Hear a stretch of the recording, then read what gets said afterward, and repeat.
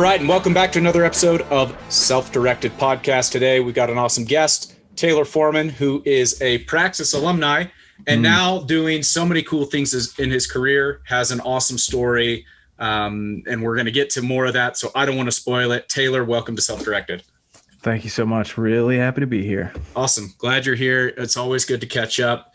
And, you know, before we were flipping record on, we'll do our best to not stray down too many rabbit trails because we're both prone to talking big ideas. So I want to give you time to talk about the big ideas, but also get into some of the tactical step-by-step things you took in different phases of your career that I think a lot of people out there who are early in their careers, self-described creatives, and people who are trying to figure it out could take a lot of lessons from. So let's just start off. I'd love to hear it. You know, what is your occupation now? How would you describe that for listeners? I'm a writer. I remember years ago, I said to somebody asked me what I did. And I realized, man, if I could answer writer to that question, that would make me feel awesome. So I'm a writer. I have different projects sort of surrounding that. And I write fiction and I write philosophy, I write essays and TV. And I think it's all deep. It's all related. So yeah, writer. That's awesome. How long have you been a writer where you feel like you could describe yourself as a writer with confidence versus more of like, I think I'm a writer, but how long would you feel like you've been in this occupation full time? A year. I mean, I have been writing. I started writing my first novel in college, so years ago, and I've been I've been seriously focused on it for a long time, and it's sort of an insane profession to try to do. But I would say, yeah, I like the practicality of the question, and I would say I would put it like around a year ago that I would label myself that way. That's awesome. I know it took a lot of guts to do that, let alone all the hours of hard work and forcing yourself like to develop discipline to get to the point where you can go all in and actually give that title out, I'm a writer, but do it in a way where you're like, I feel good about saying that versus like, am I truly, which is like such a creative person's, I think, continuous struggle. And let's get to all this in just a little bit, but I want to rewind the clock a little bit. What were you doing before you were a writer? Well, I studied philosophy in college, so I did some writing back then, and I was going to go get my master's in philosophy, but I joined Praxis instead because I wanted to learn how to interact with the world in a real way and make money. And I liked that Praxis had sort of an education, like a kind of broader education or practical philosophical approach to the world. It's like that Stoic philosophy, like how do we use this? Yeah. And I like that because I slowly discovered in college that I wasn't interested in any philosophy that wasn't useful. Yeah. And I realized that I love philosophy, but I needed to be useful in order to feel like a complete man, a complete human being. Yeah. So I joined Praxis and I was working at a startup in Austin, Texas, good company, worked my way up, was like doing really well. Like a lot of praise going to, from my bosses to your bosses at the time. And that was fine for a while, but I've always been a hard worker. I would wake up in the morning and work all day, and then I would write all night. And so I was like, I've always been really trying to develop myself and create opportunities. But it's challenging when you're trying to do too many things at once. And that was something that it's an interesting thing because, and I'll try not to get too philosophical. I feel myself going that way. But let's go back to the story. So, let's see. So I was working for the startup, writing my book at the same time. And I eventually left that job, kind of went through like a darker period where I was doing comedy and sort of letting it all hang loose and writing. But I was really not structured at all. And then I moved to LA, worked for a different startup. And when I got a call from my dad one day that he got diagnosed with Parkinson's, and literally as soon as I hung up that phone call, I was like, my life is too short for me to be doing marketing. I'd kind of moved my way up into marketing, and nothing wrong with marketing. I was doing it because I thought, oh, this is kind of like writing, and I can make a living doing this. But it didn't line up with the core of who I am in a major way. And so I took the leap. I was doing like odd jobs for a while as I got my writing career developed, and it really lit a fire under me.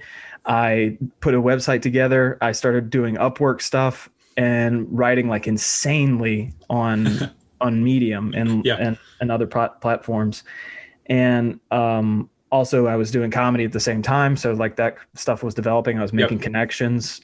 And now it's insane because like you don't get paid for any of that stuff as you're doing it, but it's like now I have like this like online business card. Like I've built a presence online. People know that I can write. I can basically get clients on demand. Mm-hmm. So like I have a few, and if I kind of work my load as much as I want to and what brings the most meaning for me, and I'm constantly kind of saying no and cutting back here and there. I get to work on my creative projects. I have a TV show in development because of the contacts I've made from being out here in LA, awesome. Working in comedy, which is like a dream come true. I can't believe that's happening. And I get this sense of like people reach out to me all the time and tell me how much I've helped them through my writing online. And it's only encouraged me to be more and more forthright and honest about what this life means and what I went through and the darkness I went through. And it's just sort of this outpouring of meaning. And I don't think it's about writing specifically. I think it's just, I've decided to live my life the way I want to live it. And I'm seeing it. I'm seeing like that the universe or whatever really responds to that in a really powerful way. It's very exciting. So yeah, that kind of brings us up to date. I reached out to you guys as that stuff started coming together, and I was like, hey guys, like the Praxis like gave me great tools. I didn't really know how to use them at first, but and I would love to share. So that's, here we are. Yeah, that's awesome, man. There's so much to unpack there. Different points I definitely want to dig into. My first response is like, you gave me chills a little bit when it's like I had there was this exact moment where I recognized it wasn't just like, this is my true North Star, but it was like something else, some external situation happened you have no control over, bad situation. And it's like a wake up call. It's like instantly, I know I have to go do this. So let's talk about that moment a little bit. What was the timeline that happened immediately following that? You said you're working in marketing. Mm-hmm. You have this sort of epiphany. What was that like? Did you just quit and the next day you sat down and started banging out words online? Was there, was there some kind of timeline where you had a more planned exit strategy, I guess, into going all in on writing? I probably should have. That's okay if you didn't. You've made it work. Well, I made it work because there was not a cell in my body that wasn't committed to it. I think when things happen and it's no longer like, because I don't really recommend that people like quit their job or like, I think it like if you have a good job and you want to be a writer, like start writing. Like I'm very practical about that, but something happened to me like on a different level where I was like, I couldn't ignore it because it was powerful. Yeah. What happened is that I summed it up that I quit and I did I put in my 2 weeks, but how it really went down was that there was a lot of problems with the company I was working for, as there is with every company. And I realized that I wasn't being forthright about it, that I was afraid of losing my job on some level. So I wouldn't speak out when things were a little funky. And so I went in the office the next day and was just like we would go into the meetings with our CEO and the CEO would be like, oh, this is going on. And like, would say something that was really vague or philosophical, and I'd be like, none of us here know what you're talking about. Can you like clarify what that means? And like, I mean, of course, being totally respectful, I wasn't like burning bridges. And when I realized that, I started speaking the truth like constantly, and it was really pissing everyone off. Well, actually, like my CEO loved it. Well, yeah, you know, because if you're in an environment where everything is vague before, it's like, wow, somebody's suddenly pointing out things that we can now we can do something about it, versus everybody just kind of like being passive. So, but I can see how that also makes peers uncomfortable. Well, like it was such a fascinating and growing experience. I made a bunch of mistakes doing it. As we all do. Yeah. But I had like coworkers reaching out to me being like, you got to come to this meeting like before you quit, because like we need you to say what's going on. And that was really rewarding to me, was to be like, people are afraid to say what's going on, and they were afraid to, you know, it was like, I could have been resentful because like they didn't stand up for me when I was doing it. But privately they would be like, can you come to this meeting? And that felt good. I really didn't feel any kind of bad way about that. A couple of people did get mad because it was like disrupting. I wasn't doing it perfectly, and you could pick holes in the way that I was doing it, of course. And it was kind of disrupting the way things were being done and the way things were being reported. But when I finally did quit, I got a call from my CEO, and he was like, just like, I'm so glad that we had you. And like, if you ever want to just get coffee, just like to talk, that's like, you know, it was just like good terms. And it's interesting because I kind of went kamikaze. But in a good way, it sounds like. It's like, I'm doing this not out of some like vendetta. It's out of like me now pursuing my true North Star. Whatever. Yes. It's like deciding that I need to take responsibility for every way that my life is set up, and that anything that I decide not to say is a lie, and that, you know, lies it's not like a holier than thou like sort of declaration. It's like when you play out lies, like your life doesn't work out the way that you want. And so it's hard to tell the truth in the moment, but you line yourself up with reality on your side. Because like every time that you distort reality, it's like you think that you're going to beat reality. You know, it's like it causes ease in the moment because you don't have to deal with it right then and there. But in the long term, it's a disaster. And the difficult thing is like lies can kind of build up. So like there was kind of like these unsaid things at my company, and it kind of had built up. And when I started telling the truth, it was like it comes out all at once, and that can be hard on people. And so I learned a lot of lessons, and basically since that moment, I do daily inventory, and I know that I lie because everybody does, like on little ways, like omission and whatever, but I try so hard to not lie about anything. And it's one of the more life-changing things that I've done. That's a powerful way to think about it too, though, is I think often it can be tempting to be like, well, I'm not actively saying anything or doing anything that is dishonest, fundamentally dishonest. But flipping the script there, I think is a powerful way to look at it, where it's like, I am refusing to acknowledge this one part of my life, or this one part of, you know, my job, or whatever it is, whichever compartment of your life it's in. I'm refusing to acknowledge it the way that it really is, and the impact that is having on my world, my happiness, my ability to achieve my long-term goals, and acknowledging that your lack of ability to acknowledge that is a lie. It's you're lying to yourself. You're not really doing, you know, everything you can in your power to live in your best interest if you're not acknowledging that. That's powerful.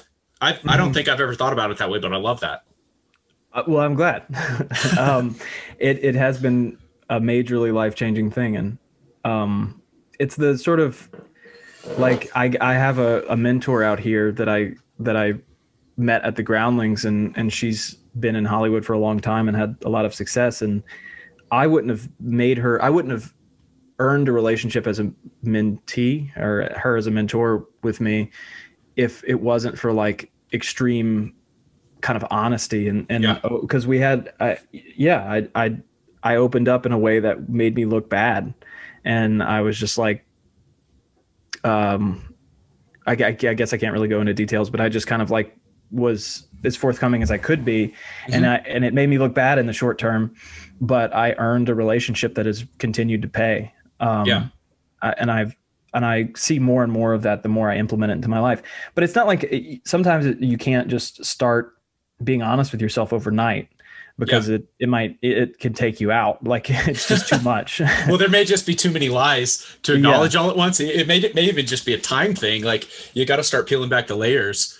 Yeah. Yeah. But I like what you said about basically it made me look bad, but this was like this is the realist I could be. And somebody responding positively to that, which takes, I think, just a level of vulnerability and maturity to, one, be that self-aware and that comfortable in your own skin, whether it's good or bad. And two, like, I think usually our temptation is to hide anything that shines us in a bad light, thinking that's going to serve our best interest, especially in interactions with others, where sometimes that may not be the case. You may have missed that opportunity by lying. Who knows?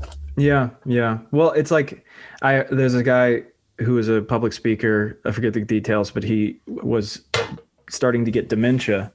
And he went up to speak on stage and he forgot everything that he was going to say. And so he started to panic and everybody's looking at him.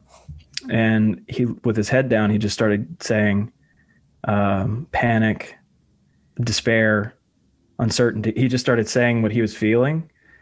And then as the audience was drawn in by his vulnerability, he remembered what he needed to say. And he kind of dove into his talk. So there is just speaking out what you are, even if you wish you were some other way, is in life is really powerful.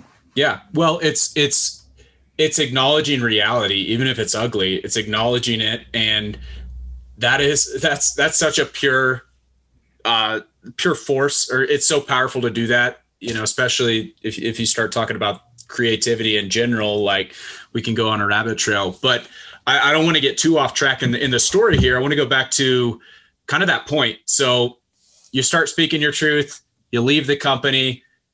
Now what happened, and what was the timeline there? Well, let's see. I guess that's coming up on, what's the timeline? A year and a half now? I know. COVID. Yeah. A year and a half now. And or maybe closer to 2 years. And I started doing just odd jobs. Like I had some savings. So I was just kind of like buffering myself and kind of keeping myself busy as I started to dive into how do I discipline myself, and it's not as easy as like, oh, you get up at this time. It's like, I'm going from, I'm motivated by, I don't want to lose my job, to I'm motivated by, ultimately I want to share my gift with other people. I want to kind of bring light. And that's different. It's hard to make that switch. And so I think it just took time, and it took a little bit of uncertainty, but it was seriously one of the more fun times in my life, where I just was my days were different, and I didn't know what I was going to be doing and where I was going to go.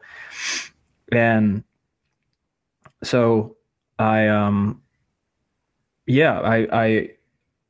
tried a bunch of different things. I was getting up at different times. I was like sleeping till noon sometimes. And I wrote an article recently where I was like, I quit my job because I had to wake up at 7, and now I wake up at 6. It's like,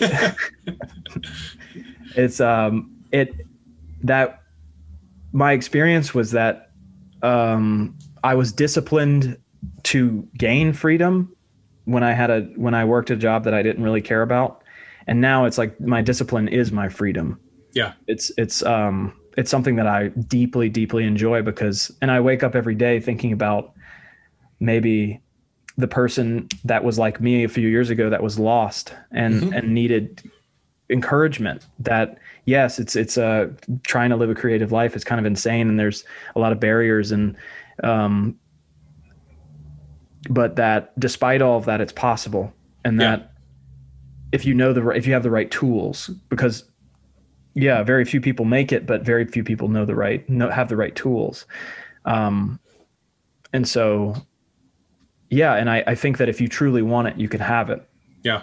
And you might go into it wanting it and find out that you truly don't want it, which like, great. But if you think you want it, go. You might find out that you don't, but if you truly want it, you can 100%, you can have it. You can have whatever. Yeah. Like, as long, I mean, you might die, like, but at least it's a noble death. Yeah. I mean, anything can happen, really. Yeah. Like, it's nothing in life is certain, but you're rewarded for leaps of faith. So that was my experience, that I kind of didn't know where my money was going to come from, and I made it in whichever way that I could. And I felt supreme when I started, and the more I let go and the more I felt rewarded by what I was doing and being internally motivated, the more money just kind of came to me, and it was like nothing. And and that's the sort of magic that I still can't really wrap my head around. Yeah. Yeah. It's funny how the money seems to follow, which maybe seems counterintuitive, especially while you're in a salaried job, wondering if you should take a leap. But it's funny how money seems to follow once you like go all in, and that's not the object anymore. That's or the hurdle that's keeping you from taking that leap. You said something very interesting a moment ago about discipline is your freedom. Yeah. What kind of measures were you taking during that time period? You know, I'm officially a writer, post left my job. What kind of measures were you taking on a daily basis to build the muscle of discipline? Above and beyond just like finding odd jobs, you know, what were you doing as a writer during that point in time too? Were you writing every day? How much? Any other things that were important? My friends, a lot of my friends are writers now as well. And I think I write more than any of them.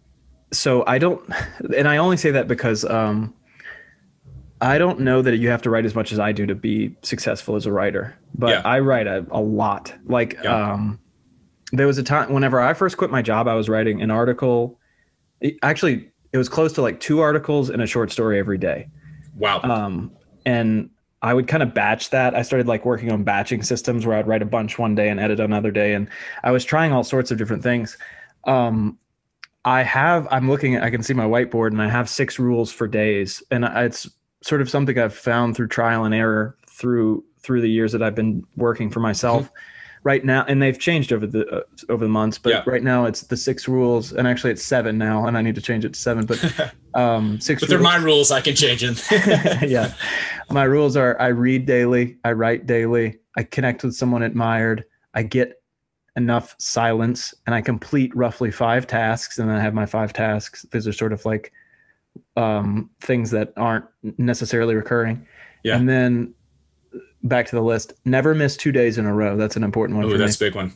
That's a good one. And actually my 7th one is I have resolve resentments, and I have some names under there, which is, I notice if I ever get mad at someone or I feel resentful, I write their name down, then I do something nice for them. That's a good rule. Yeah.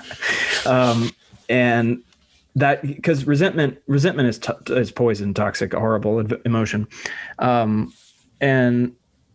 And the sort of unspoken rule to this that I've developed over the years is I have sort of like a 5-minute rule, which is I have to read every day, and I only have to read for 5 minutes, but I usually end up reading for a long time. Yeah. But I have to start.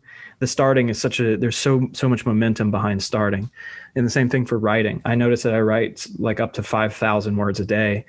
But I don't start going like, oh, got to write another 5,000. It's like, all you have to do is write a sentence. You just have to start.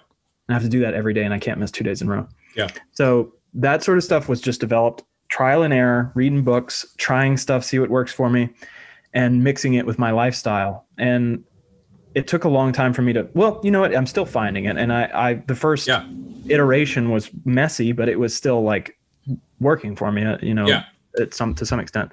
So, it's fun. I think it's good to think about it that way too. It's like you're learning to manage yourself, not tyrannize yourself.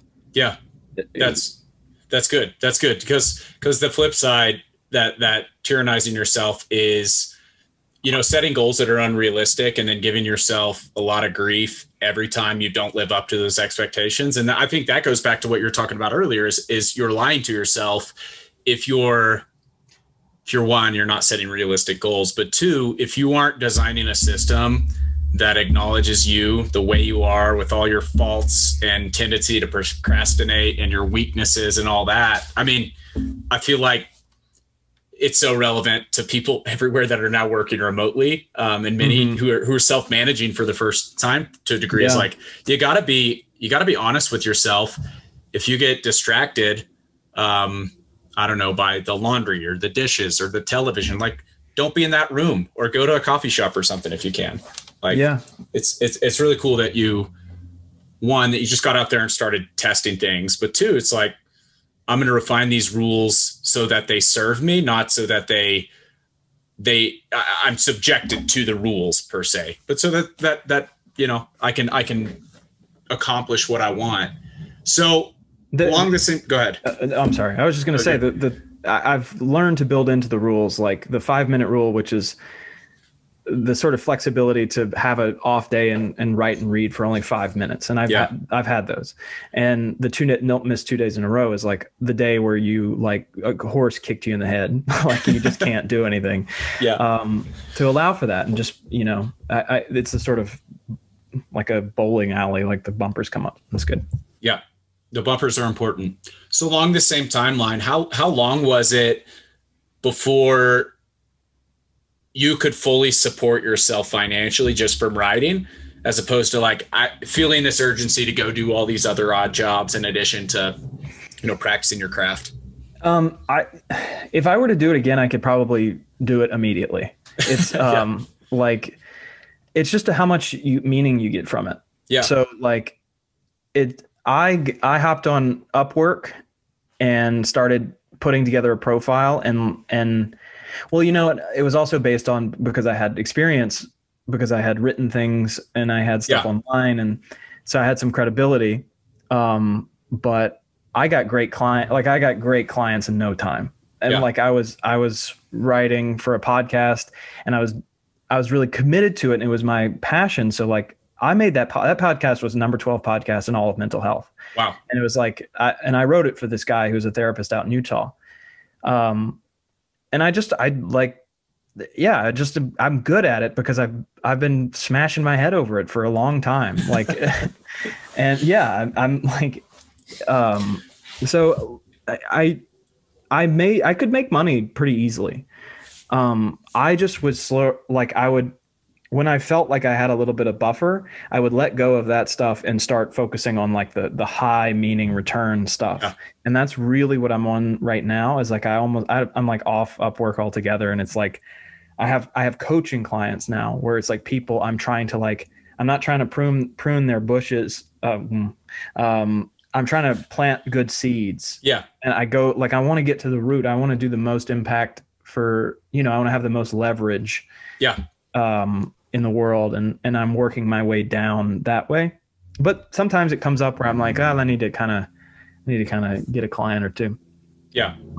So there is also that stress element where it's the long term versus the short term. Like sometimes I get so focused on the long term that I'm like, oh shit, I need to pay my bills. Like, well, that can happen for sure in any business where you're like dependent on your own input. Like it's tough to strike that balance. Yeah. Yeah. And to be honest, sometimes the short-term stuff surprises me. Like I have a great relationship with that therapist. And a couple other things. Like one time I wrote bedtime stories for like a meditation app that would be read by, great voice actors. And so it was like, I would just write these like long kind of rambling stories about like whales and stuff. And I got a lot of joy out of that, actually. That's awesome. So it's little things like that, but I don't know. I think another thing to note for writers out there, specifically is that there's a lot of like, don't listen to people that are limiting and that are bleak. Like there's like, oh, it's really hard to get started on Upwork. There's just so much like, oh, and you can only make this amount of money. And like, it's just like, people are just like, they're full of limitation. They're full of fear. And you can break through that really easily. If you find out that, you know, you have value, like find your value and line it up with the world.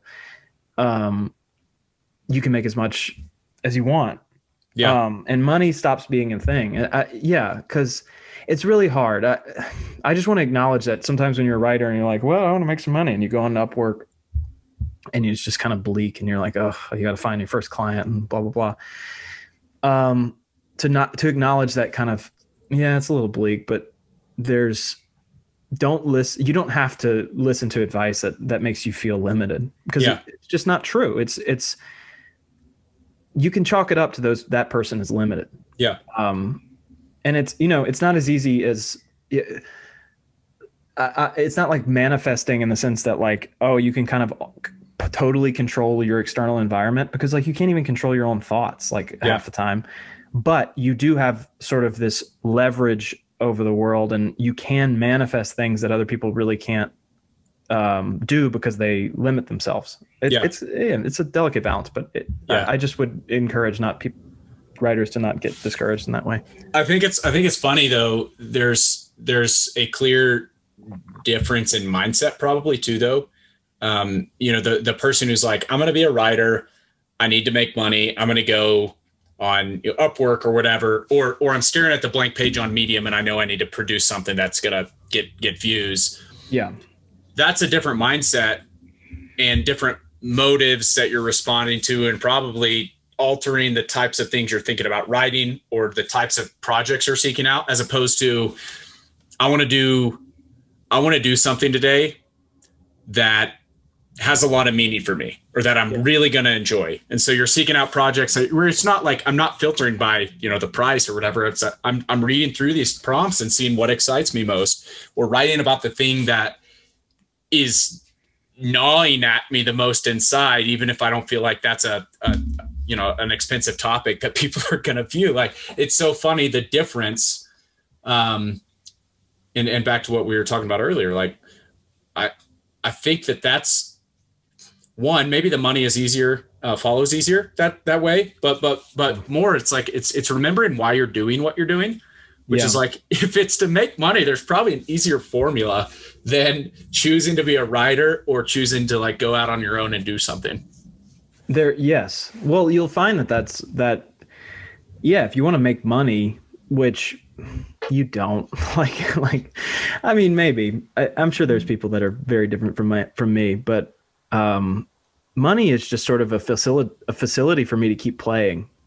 And all I want to do is play. Like, I want to go surf in Venice, and I want to go to a spa in Desert Springs.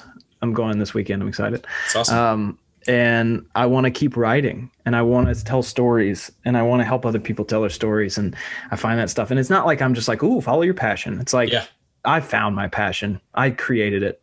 And it doesn't look like I expected it to. Like, it never does. It never does. I had one of the editors for the writing cooperative reach out to me and offered me a column, which that's great. I'm so excited about that. It's a great publication. I love them. And my column's going to be called The Creative Life is Possible. It's the same as my I guess business. And I have like a weekly thing and that sort of platform. And I couldn't have planned for that to happen, or like made her reach out to me and offer that to me. It's just, I put my heart and soul into the things that I write and the stories that I tell, and people notice over time. Yeah. They notice over time. And I forget, you know, and you know what, like a thing that writers maybe struggle with is staying practical. And you have to write from a place that's full of love, but also like one of my best performing articles is like 7 signals you should do everything it takes to become a writer. and I was like trying to find a title that would draw clicks. But my soul is in the article. Yeah. But I'm not above a list. Like Yeah. that's insane. Like I just want to reach people. I want to fill people with love. And Yeah. and so I as being as humble as possible is really useful in making sure that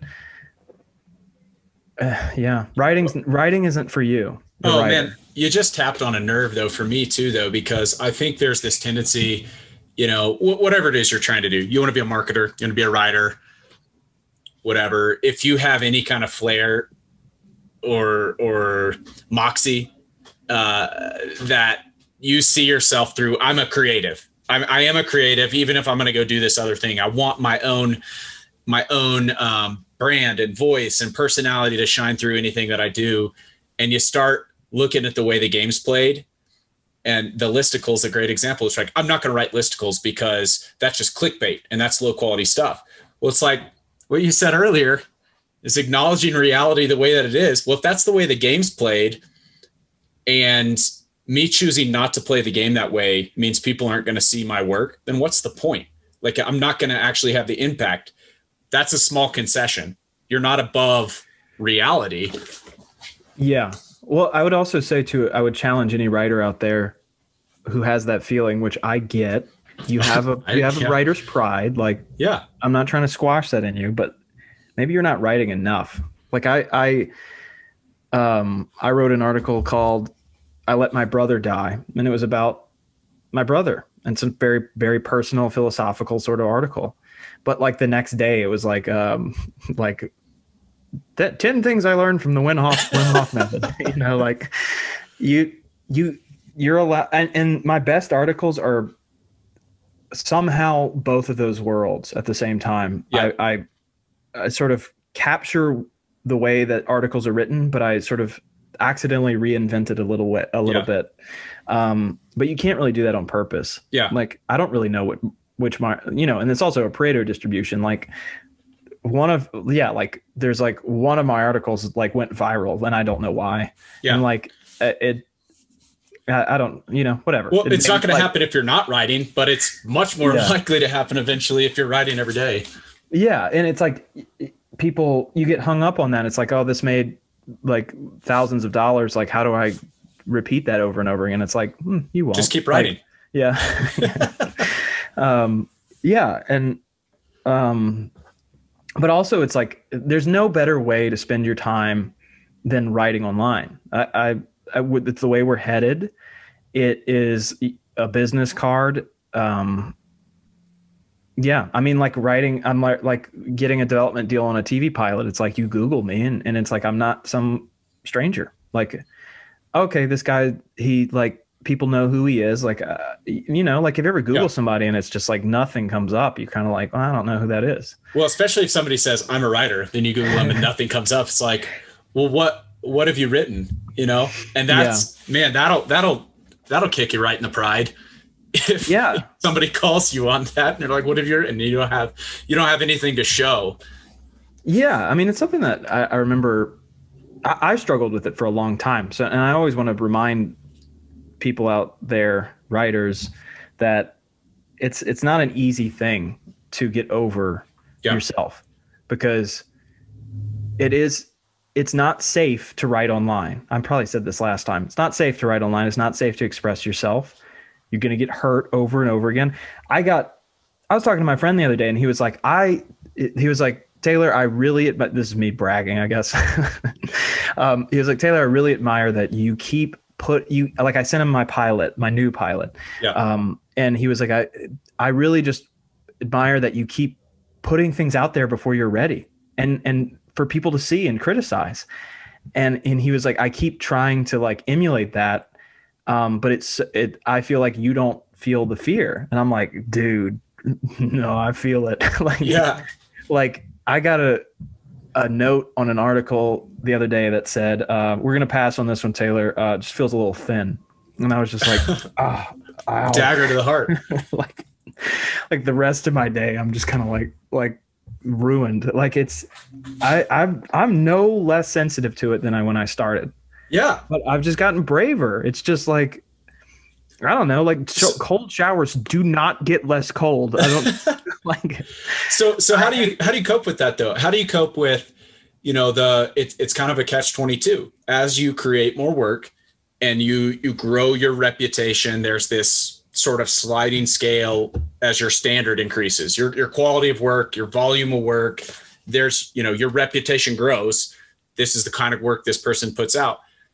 How do you reconcile that on a daily basis with the fear of hitting publish? You have to learn to associate yourself with that which can overcome rather than what you are. So what that means is you associate, let's see, I'm trying to think practically. You don't say, I am this work and it needs to be perfect. You say, I am a process that does this thing that I trust myself to do, which is overcoming, which is I put out imperfect things and I trust myself to be sort of iterative. And I think that's like a heroic thing where it's like literally, literally heroic is like this ability to die and be reborn. Yeah. And that happens all the time, whether you like it or not. So you might as well kind of take control of the process and put things out there before you're ready, before they express fully who you are. And that's something that you get out. That's actually something that does get easier with volume, with time, is that you get used to the idea that each thing that you write doesn't have to express who you are. Yeah. It's just something that you wrote. It's just, my early articles, it was like I was trying to tell you everything I knew at once. That's how everybody starts though. Yeah. It's word vomit. Word vomit. And now it's like, it's much more like, let me tell you this one thing that I know. And it's, if you read it, you might say like, oh, this is overly simplistic. You're reducing the world too much or whatever but I've done the hard work of realizing that I don't have to be, this article isn't me. Yeah. It's. Have you read much about Picasso? Mm-hmm. It reminds me of this. I don't remember which book this is from, but there's a story about Picasso and there's this person, he buys some art, says Picasso on it. He writes Picasso or something about, the authenticity or whatever. Picasso writes back, it's a fake. And then he buys another piece. He writes back, Picasso says it's a fake. And then finally this guy like finds Picasso, confronts him, and he's like, what's the deal? And he's like, they're all fakes. And it's because it's like, which is crazy. Like Picasso, the sheer volume of his work, it was something like several 100,000 of pieces during the course of his lifetime. So he was creating, maybe up to dozens of pieces of art per day, but he wasn't saying like, no, I didn't create that. But he's like, who I am now, I'm different than when I created that. Like it's a process. I like what you said. It's a process. I am this process that's continually running, getting better over time. And you know what? I'm going to have some pieces that they no longer reflect who I am or what I believe or my ideas or the perfect encapsulation of that or whatever. But I also just kind of like the hilarious artist's like disdain for his own former work. Yeah, that's beautiful. And it's so funny. I know another anecdote about Picasso where some woman was like, draw me something on the street. And he drew, it took him like 30 seconds. And he was like $30,000. and she was like, that took you 30 seconds. And he was like, no, it took me 30 years. That's amazing. Yeah. It's like you kind of, you sort of are the summation of your practice on that level, which is a good reason to practice. Yeah. Get as many reps in as possible, which brings me to another question I want to ask you. So I know you've been in the grind for a while now. You're working with a lot of younger writers, maybe not in age, but at least in like their own kind of process of discovery as writers.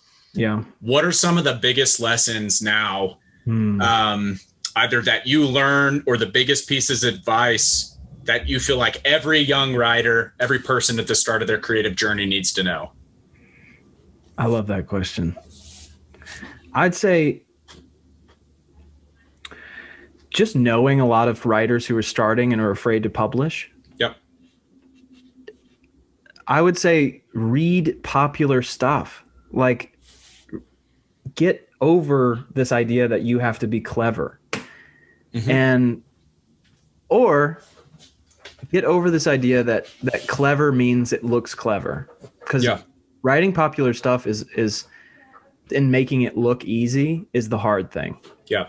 There's this story of this gymnast. There's like the Olympics. Here we go. The Olympics, a gymnast, she walks out and she's like perfectly built for this sport. And she does her routine and it's like flawless. Like there's nothing wrong with it. 10 out of 10 or like 9.8.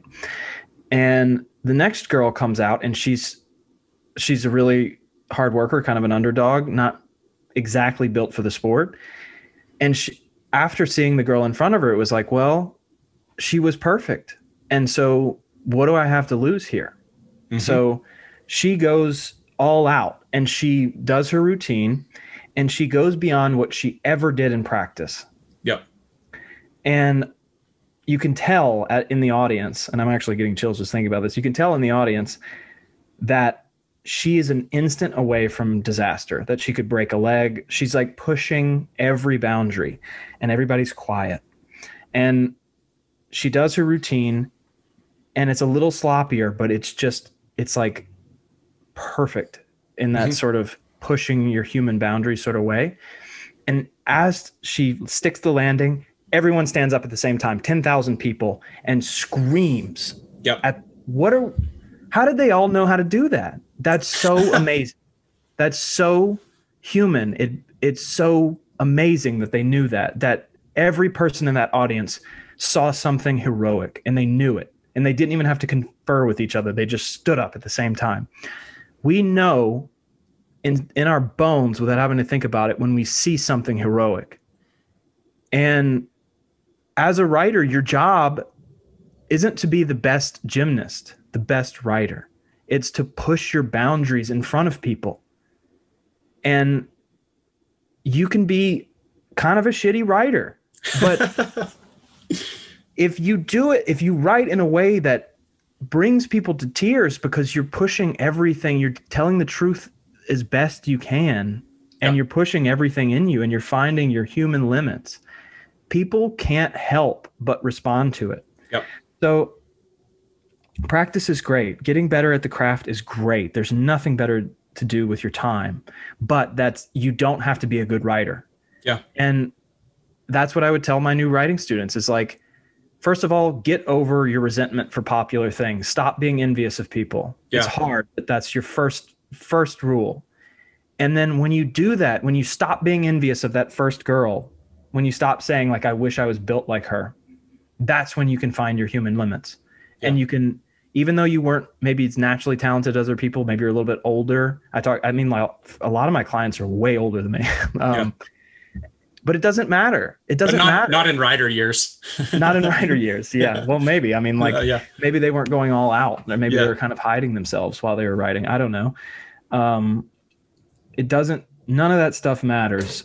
All we want to see is something heroic. Like, and I mean that literally, not like cool or anything like that. Just like finding your limits and pushing them. And it's really amazing. And you just know it when you see it. That's awesome. Yeah. That's awesome. That's a tough one. I think there's so many challenges as the young writer, the young creative, even if it's not writing, that's your thing. It's not about pushing your own boundaries. It's about being novel for the sake of novel, or, on the other end of the extreme, it's like, I'm just trying to copy what's popular to kind of mimic. Yeah. For the sake of sounding profound or it's back to the novelty thing, sounding better than I am. So a lot of good advice there, I think, for the young creative person who's setting out. I want to wrap it up. This has been fun. There's a lot of useful things here, but I want to wrap it up with one kind of fun bonus question for you that I think might be a little bit challenging just to pick one. But, if you had to pick one, or as few as you can dilute your list down to. If you had to pick one book or content piece or whatever it is that's had, the biggest impact on you as a creative person, as a writer, as somebody who's built a discipline, in your craft, what would it be? I'll link to that so every young creative listening to this can go buy that book or check out that episode or content piece. Wow. Man, that is tough. It is a tough one. Okay.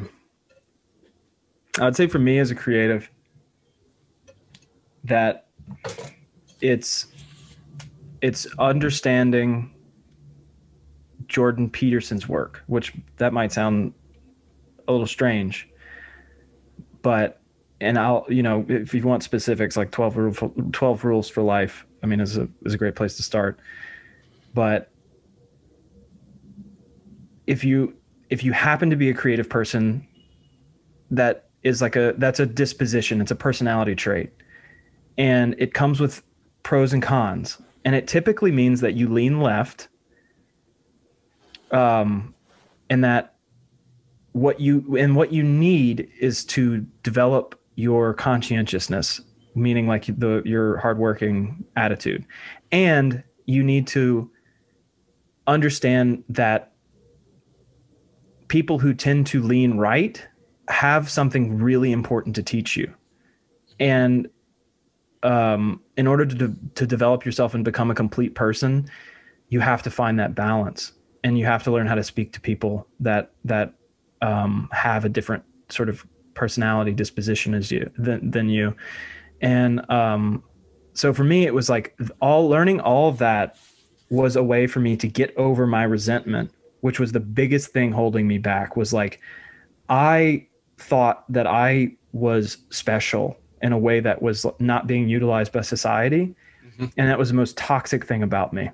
And it's just, being creative is wonderful, but it comes at a price, and it means that you have sort of a duty to put yourself together and get a routine, clean your room, and go make your bed and that stuff changed my life more than anything. And it was something that I started to learn in Praxis, and talking to, I was in the university system for a while, and then Praxis was like sort of a less like radical liberal place, to put it mildly. And it was that sort of learning to bridge that gap for me. And then for me, like Jordan Peterson just theoretically put it together in a way that I could really understand. And so that changed my life. And so I think about like different stories and stuff that I might want to share, like the Matrix, like also like waking up for the dream. Yeah. But I would say like if you're a creative person and you feel like the world is out to get you, you feel like you blame things outside of yourself. Yeah. I would say Jordan Peterson's 12 Rules for Life is a great place to start, putting yourself together in a way that you can actually be useful and still be creative. That's awesome. I'll be sure to link to that book, and then to your Medium page and several of your other articles that I love, that we didn't discuss here. So Taylor, thank you so much. It's been a pleasure. Thanks for joining us on this episode of Self-Directed. Thank you so much for having me. It was a real pleasure. You bet. And all our listeners out there, we'll be back again soon. Thanks as always for listening.